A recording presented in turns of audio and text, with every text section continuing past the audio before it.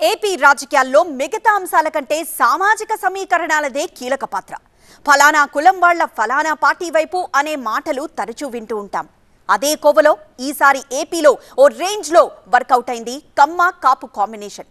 మొదట్లో డౌట్ అనిపించిన తర్వాత ఈ దోస్తీ సూపర్ హిట్ అని తేలిపోయింది. నువ్వక్కడుంటే నేనిక్కడుంటే ఎంతో కష్టం అనుకున్నారో ఏమో, ఒకే వేదిక మీదకి వచ్చి ఒకే కాజ్ కోసం పోరాడారు చంద్రబాబు, పవన్ కళ్యాణ్. కానీ వీళ్ల వెంట వీళ్ల సామాజిక వర్గాలు కూడా నడిచొచ్చాయా? కూటమిని విక్టరీ వైపు నడిపించడంలో కమ్మ కాపు కాంబో ఫ్యాక్టర్ ఎంత?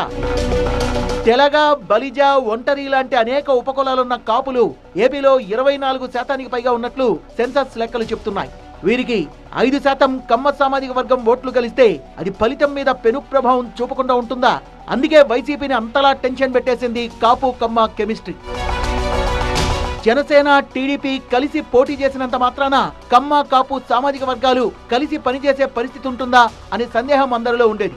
ఈ కాపురం సజావుగా జరిగే అవకాశమే లేదని వైసీపీ చెప్తూనే వస్తోంది. కాపు కమ్యూనిటీ మొత్తాన్ని చంద్రబాబు దగ్గర తాకట్టు పెట్టారంటూ పవన్ ని టార్గెట్ చేస్తూ తీవ్ర విమర్శలకు దిగింది వైసీపీ. పవన్ కళ్యాణ్ ముఖ్యమంత్రి పోస్టు మీద, పవన్ షేరింగ్ మీద పట్టుబట్టకపోవడం, ఎక్కువ సీట్లు తీసుకోకపోవడం సరైంది కాదని కొంతమంది కాపు పెద్దలు వాదించారు. సహజంగానే గ్యాప్ ని అడ్వాంటేజ్ గా తీసుకుని పవన్ కళ్యాణ్ కి అన్యాయం జరుగుతోందని, అవమానం జరుగుతోందని పనిగట్టుకొని ప్రచారం మొదలుపెట్టింది వైసీపీ. ముద్రగడ లాంటి నేతల్ని పార్టీలో చేర్చుకోవడం కూడా అందులో ఓ ఎత్తుగడ. కానీ అధికార పార్టీ అనుకున్నదొక్కటి, అయ్యిందొక్కటి. ఎన్నికల సమయం దగ్గర పడే కొద్దీ రెండు పార్టీల నాయకుల మధ్య సమన్వయం పెరగడం, కాపు కమ్మ ఓట్ల ట్రాన్స్ఫర్ సవ్యంగా జరగడం కనిపించింది. గోదావరి బెల్ట్ తో పాటు కృష్ణా, గుంటూరు, ప్రకాశం జిల్లాల్లో భారీగా కాపులు కూటమి అభ్యర్థులకు ఓట్లేశారు అనేది వైసీపీ లీడర్ల అంచనా. రాయలసీమకు చెందిన బలిజ ఓట్లు కూడా గంపగుత్తగా కూటమి ఖాతాలో పడ్డాయి.